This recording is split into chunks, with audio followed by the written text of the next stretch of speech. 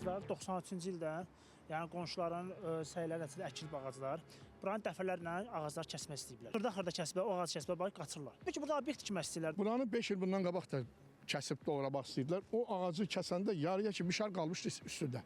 Gecə saatlarında yaşayış binasının qarşısında 7 ədəd iri gövdəli zeytun ağacı kəsilib. Yaşıllığın məhv olduğu ərazi Binəqədi rayonu, 7-ci mikrorayon Abayıq Qubanbayev 312 ünvanıdır. Bu ərazidəki yaşıllığın məhv edilməsinə dəfələrlə cəhd olunub və hər dəfə də ağaclar gecə saatlarında kəsilib və mərhələli şəkildə, yəni hissə-hissə gecə saatlarına gələrək ağacları kəsirlər bu ərazidə. Sakinlər kəsilən ağacların yerində hər dəfə yenisini əkirlər.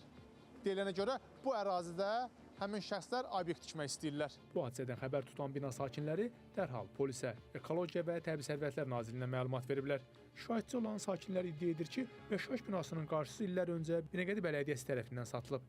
Həmin şəxs də ağacların kəsilməsində sakinlərin razı olmayacağını bildiyi üçün yaşıllığı gecə məhv edib.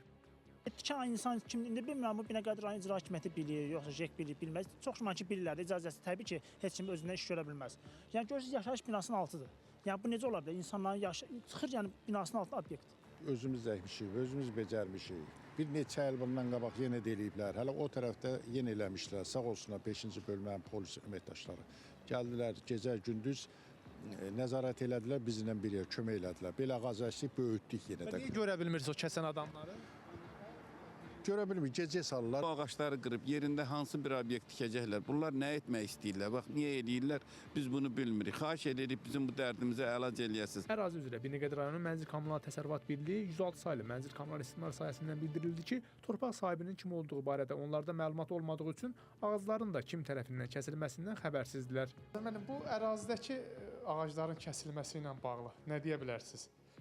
Dəfələrlə cəhd olunub gecə saatlarında. Sakinlər bildirir ki, o yer satılır. Kimə satılıb o yer? O bələdiyyə bilir. Bələdiyyə torpağıdır. Bəli, bələdiyyə. Yaşıllığın kim tərəfindən məhv edildiyini tapa bilməsək də, həmin ərazidə 85 kvadrat metr torpaq sahəsinin 2007-ci ildə Binəqədi Bələdiyyəsi tərəfindən Mərdan Əhmədov adlı şəxsə sahibkarlıq fəaliyyəti göstərməsi üçün satıldığını öyrəndik. Orada 5-6 ağac kəsilmişdi. Amma ağacın kim kəsməlidir, kim kəsib, necə kəsib, onları polis orqanları araşdırırlar. Ərazi olaraq Binəqədi rayon bələdiyyəsinin ərazisidir. Amma bu günləri həmin sənəd bələdiyyədə də yoxdur. BAM sistemində də mövcud deyil. Vergi ödəyicisi kimi də bizə vergi də ödəmir. O vətəndaşı da biz axtarırıq, gəlsin ki, əgər onun sənədi dövlət arxivində varsa, çıxarsın, gətirsin ki, dövlət arxivində olub-olmamağı barədə. Ekologiya və Təbii Sərvətlər Nazirliyindən verilən məlumata görə sözgedən ərazidə ağac kəsilməsi ilə bağlı akt tərtib edilib, təbiətə dəymiş ziyanın məbləği cinayət tərkibi yaratdığından məsələyə hüquqi qiymət verilməsi üçün toplanmış materiallar Baş Prokurorluğa göndərilməsi üçün hazırlanır.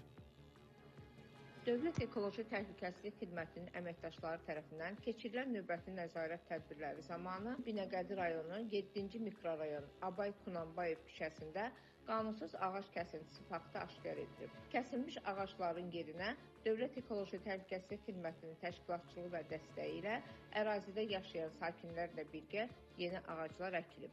Qeyd edək ki, ağacların kəsilməsi faktı yaxınlıqda yerləşən marketin müşahidə kameralarına da düşüb.